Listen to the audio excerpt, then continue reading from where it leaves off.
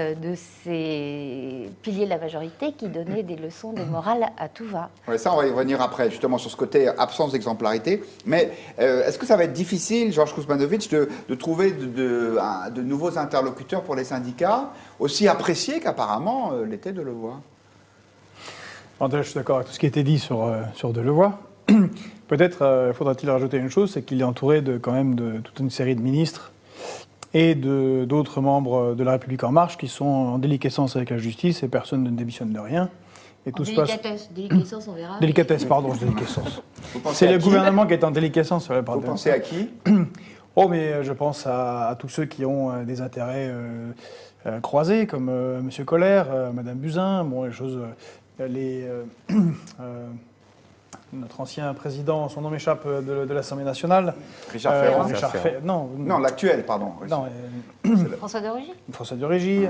Il y a M. Ferrand. Qui a quitté le gouvernement, lui. Il y a M. Ferrand, il y a l'affaire Benalla qui traîne de manière tout à fait étrange, sans qu'on comprenne ce qui se passe. Puis ainsi de suite. Enfin, il y a quand même beaucoup. Il y a le directeur de cabinet de M. Ferrand. Je n'ai pas la liste, mais enfin, la liste fait plusieurs pages. Sans que personne ne démissionne, sans que personne ne soit enjoint à démissionner, ou même carrément défendu par le président de la République, comme ça a été le cas avec M. Benalla. Donc, des fois, on peut se dire que, bon, ma foi, par rapport aux autres, je n'ai pas tellement triché. Bon, ça devrait passer comme les autres. Je ne sais pas. Peut-être qu'il s'est dit ça en étant un homme de l'ancien monde au regard de ces questions-là. Maintenant, est-ce qu'il y a des interlocuteurs? Mais oui, vous l'avez dit, c'est M. le Premier ministre qui est interlocuteur maintenant sur cette question, qui a repris la main, qui justement s'est fait recadrer. Ils ne manqueront pas d'interlocuteurs. M. Delevoye a mené les consultations sans visiblement trop écouter ceux avec qui il a parlé pendant 18 mois. Apparemment, il écoutait beaucoup, justement, mais ils ne disent rien. Oui, les frustrations sont plutôt de ce côté-là. Écouter et entendre, voilà. Chers internautes qui nous suivez, vous considérez majoritairement que non, la démission de Jean-Paul Delevoye ne menace pas la réforme des retraites. Vous êtes 61% à vous prononcer en ce sens.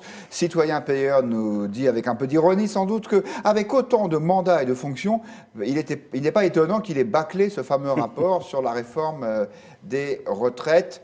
Et puis Dominique est plutôt inquiet. Tout refaire maintenant, c'est impensable. Pour ce quinquennat, c'est cuit, c'est lui qui portait la réforme. Il était censé maîtriser le sujet depuis 2 ans. Maintenant, après en avoir discuté avec les partenaires sociaux.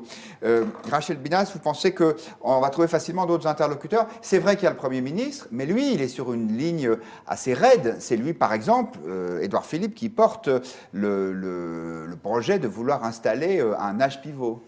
Ça serait, je pense, une erreur stratégique. Il n'est pas